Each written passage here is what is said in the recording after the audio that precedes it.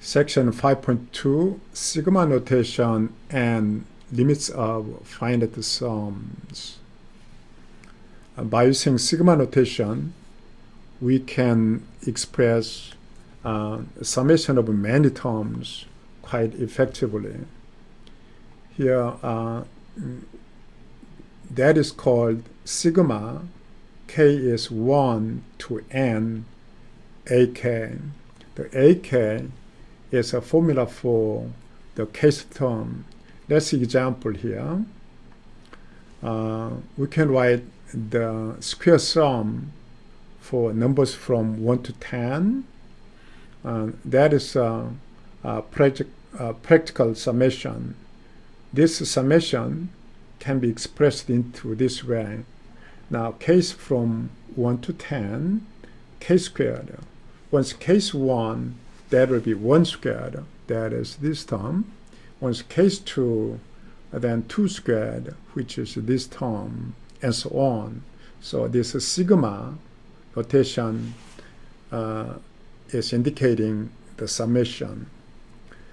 Also for function values, I is moving from 1 to 100, that is practical summation.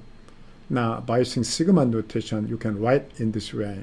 Sigma I is 1 to 100 fi.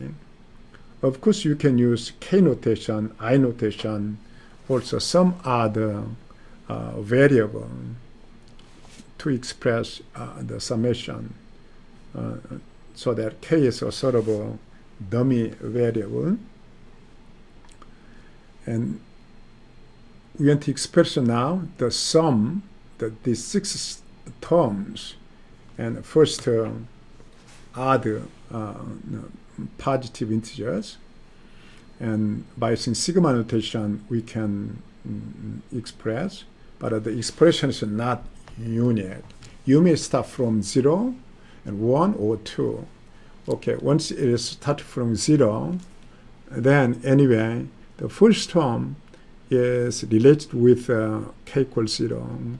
The next one will be k equals 1, 2, 3, 4, 5, so that k is 5.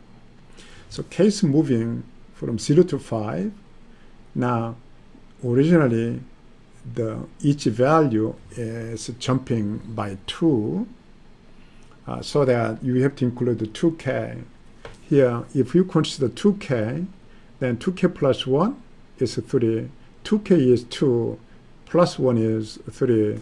And now, when k is 5, and 2k is 10 plus 1, so that each term can be here expressed by using k, and the result is 2k plus 1. So we put here now 2k plus 1. Now, if you use starting with case 1, then the first term is associated with case 1. The second one is case 2, and final one will be case 6. Now, again, jumping by 2, you have to include 2k. Now, 2k then is 2 and minus 1. And 2k is 4 and minus 1. Now, case 6, then 2k is 12 and minus 1. So that each term can be written as 2k minus 1. So here, the sum is same as now case from 1 to 6, and each kth term is 2k minus 1, right? Now, k start with 2, then the first term is with k equal 2, second term will be case 3, and so on, so that last term will be with case 7. Now, once again, the ak should include 2k. If you multiply 2, that is 4, that is 6. If you subtract 3, then it will become 3. Of course, for this one, 2k is now 4 minus 3. And that's 2k is 6 minus 3 will become 3. 2k 14 minus 3 will become 11. So that the AK must be 2k minus 3. So the summation is the same as here. Sigma k start from 2. Oh, no. Yeah, it's 2 and 7. And here 2k minus 3. All the way they are the same, but the expressions are different.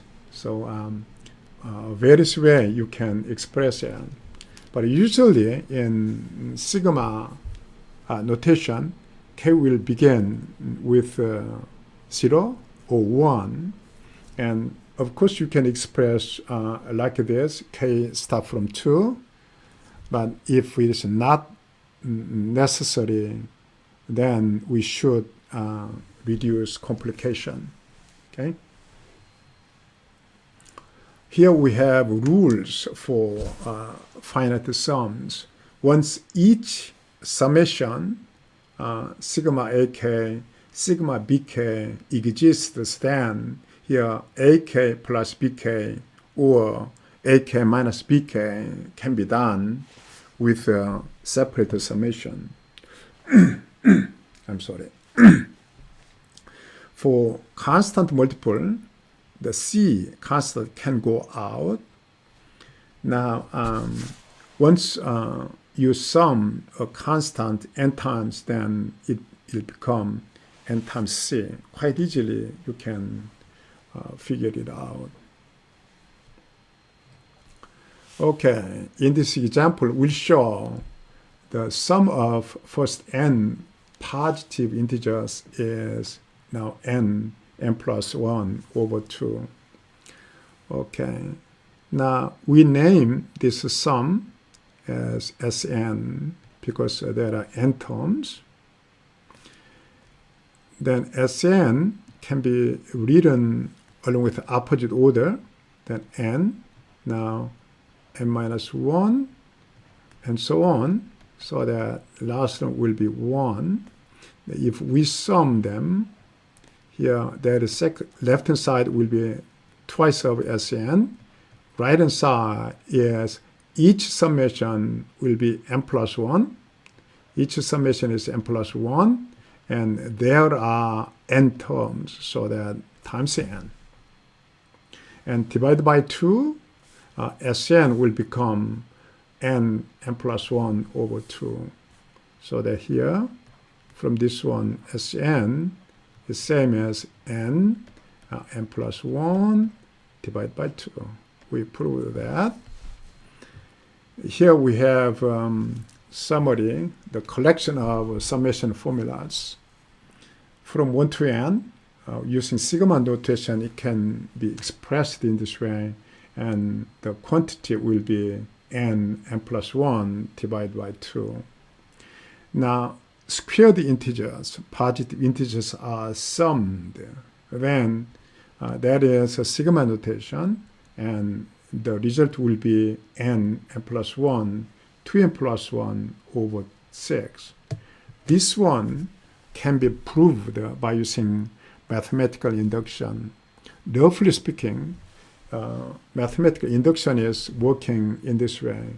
You prove it for the first one.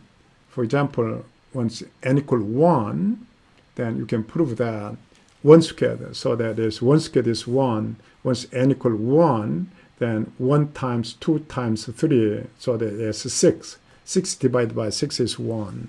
So that once n equal 1 is true, now what you have to prove is that once up to n is true, then for n plus 1 is true.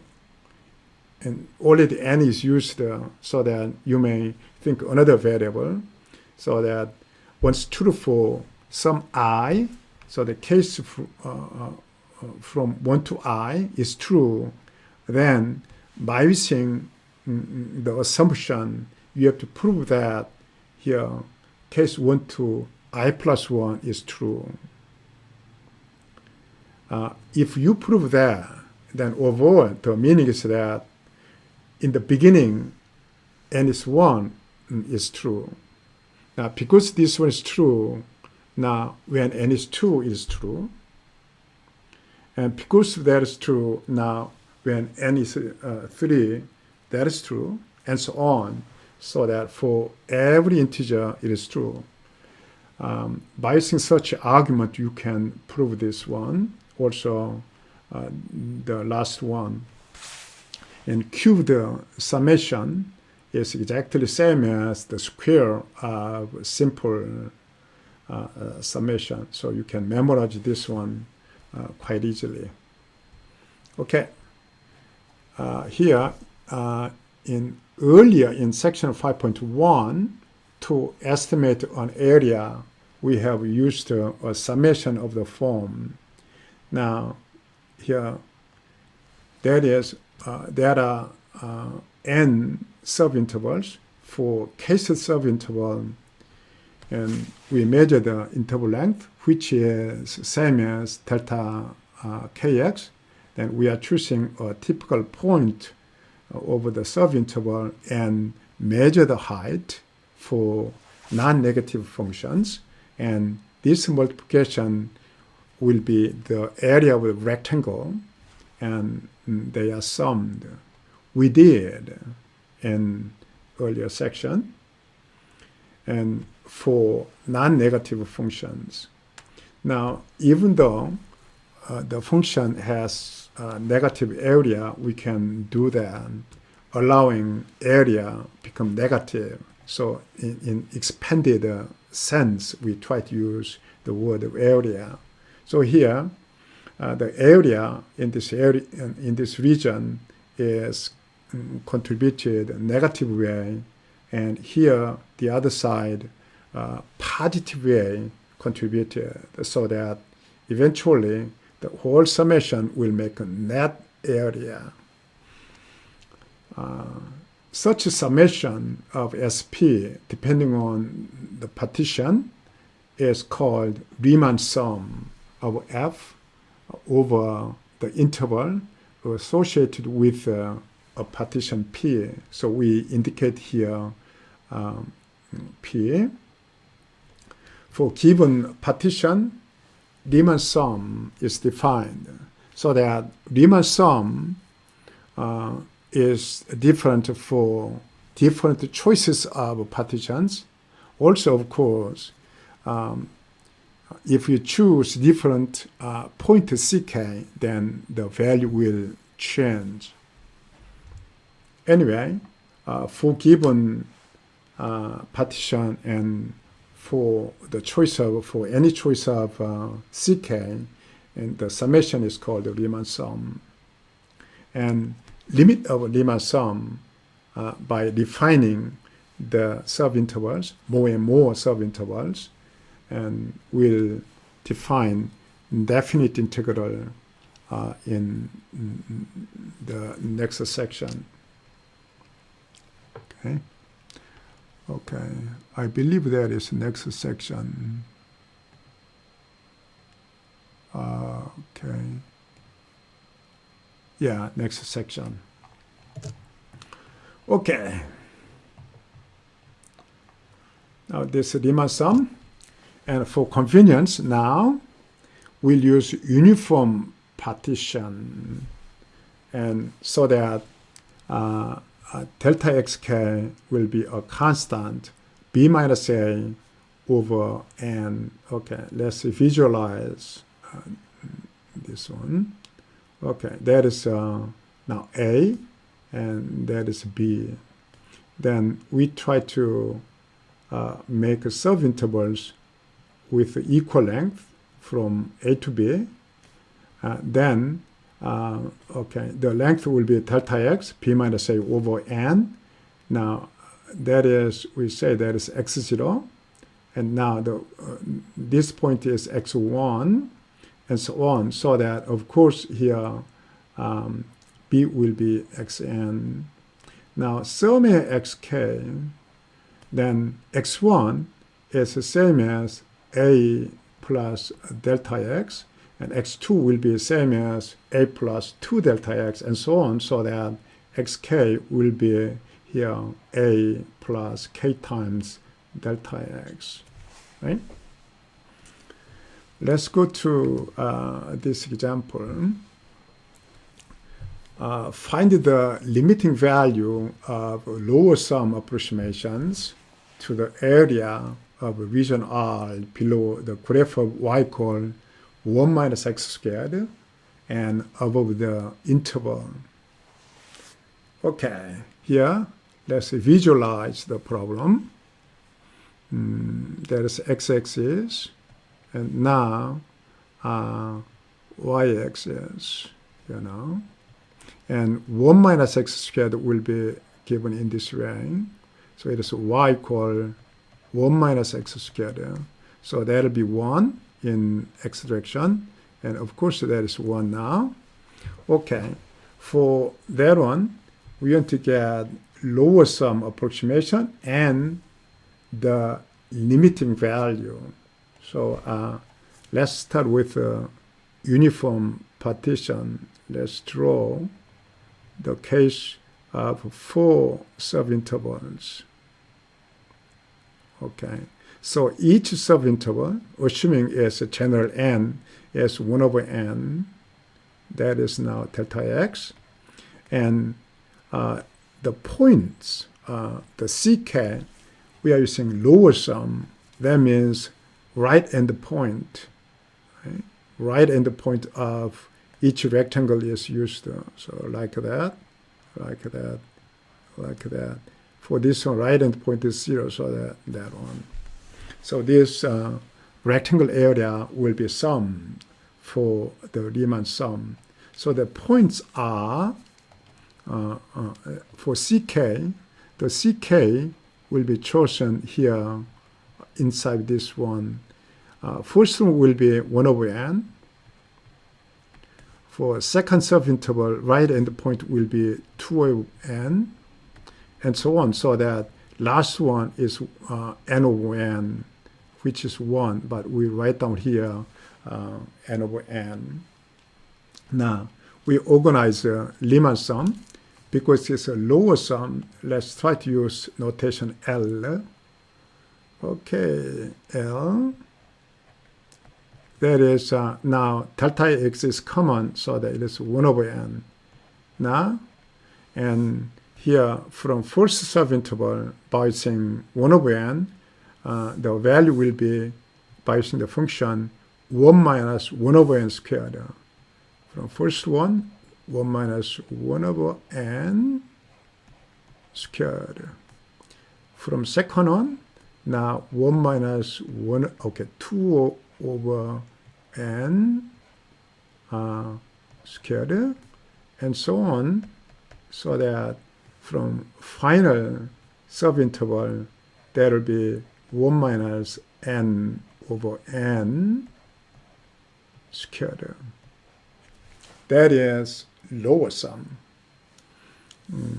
a kind of a Riemann sum. Now we have to deal with this one algebraically. Now that is same as here 1 over n. Okay, here there are 1 n times appearing. Here this is 1, 1, 1. From this one we have n. Now minus, and everything else is here we have that 1 over n squared plus 2 over n squared plus, and the last one is n over n squared. Right? Okay, here we'll deal with separately. 1 over n times n is 1. So therefore, this term is 1 minus. Now, for that one, on the bottom, we have n squared. Along with that one, we have 1 over n cubed. And the remainder part is 1 squared plus 2 squared plus, okay, here up to n squared. This one, from a formula, we know that there's n plus 1, and 2n plus 1 divided by 6. So here we have, that is 1 minus, okay, n cubed n, so that now that is 6n squared, and that is now n plus 1, 2n plus 1, n plus 1, and 2n plus 1. That is now, if we are writing here, expanding that one, then here that is same as 2n squared plus 3n plus 1 divided by 6n squared. If n approaches infinity, then it's converging to 2 over 6. In fact, we can write in that term in this way.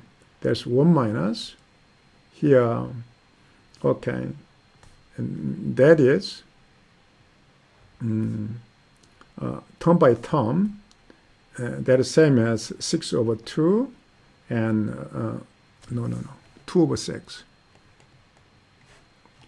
That is 2 over 6. Again, that is, here we have 2 over 6, and second term will be 3n over 6n squared, so that is same as 3 over 6n. Now the last one will be same as 1 over 6n squared. So as n goes to infinity, the value is approaching, this portion is approaching 2 over 6, which is 1 over 3. So that now as n goes to infinity, the value is 1 minus 1 over 3, which is same as 2 over 3. Early in section 5.1,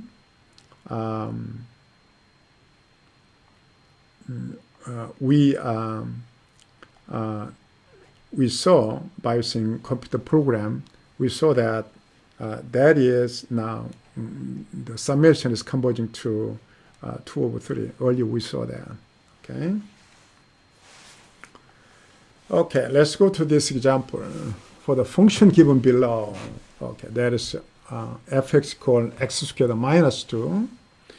We want to find a formula for Riemann sum obtained by dividing the interval 0 to 4 into 4 equal subintervals, and equal subintervals for each ck, and ck will be chosen for lower sum and upper sum. And now take limit and of this sum as n goes to infinity to calculate the area under the curve. Okay, let's visualize the problem.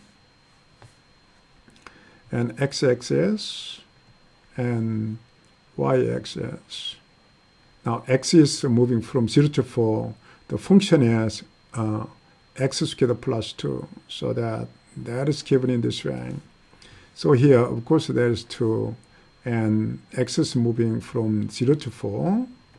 And we try to get the area underneath the curve. Of course, this curve is now y equal x squared plus 2. Okay. Now, to get lower sum and upper sum, let's try to make some typical partition. Okay. So here, if we try to get upper sum, then now, and if we get n subinterval, then first of all, delta x will be 4 divided by n. Now, and if we try to upper sum, then the points are, okay, points are chosen from, now first one is now 4 over n. Now that is twice over 4 over n. So that anyway, that is 2 delta x and 3 delta x and so on, so that the last one is n delta x. Right? Okay, we have to choose that. So upper sum is the same as, now 4n is there, and then here the first one is same as x is now 4n, so that 4n squared plus 2 is a little bit complicated. And now here, second one is twice of 4n, okay. Okay, twice of 4n, that squared plus 2, okay, like that. And then the final one will be here, n times of 4n. Now, okay, n times of 4n, okay, I have to put here now, then squared plus 2. Okay, that is upper sum.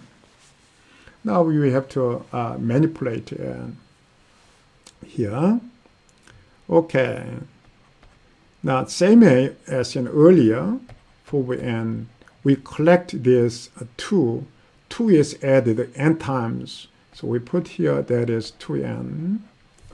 Now for remainder part, and now n squared and 4 squared is 12, so that all is there, and 4n squared is there, and now that is plus the 16 over n squared, and then remainder part is 1 squared plus 2 squared plus, so that last one will be n squared, right?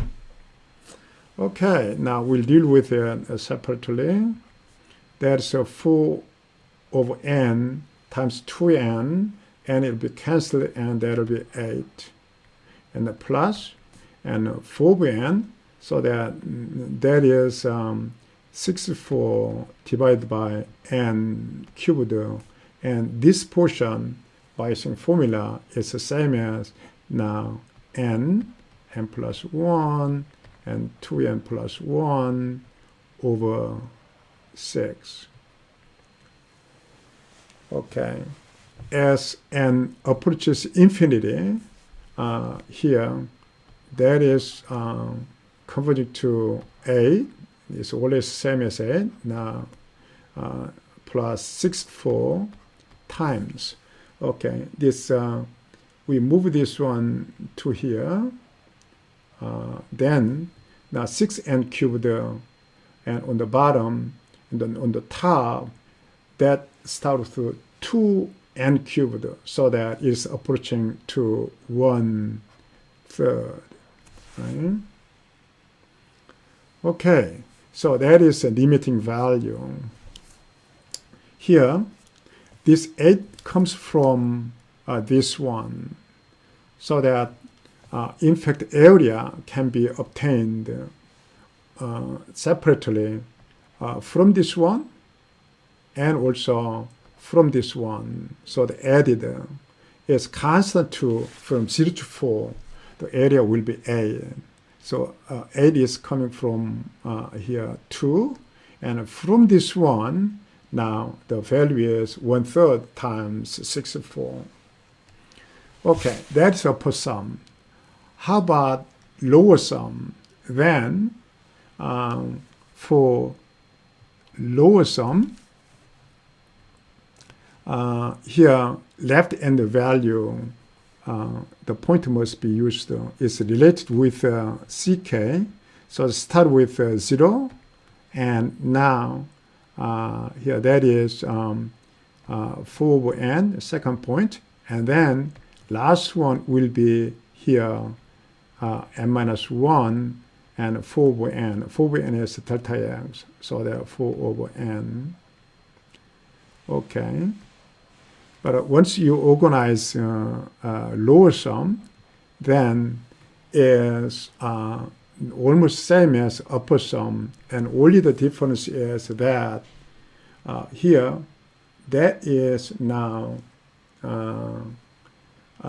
rather than this one, we are using the first one, so that the last one is this value squared.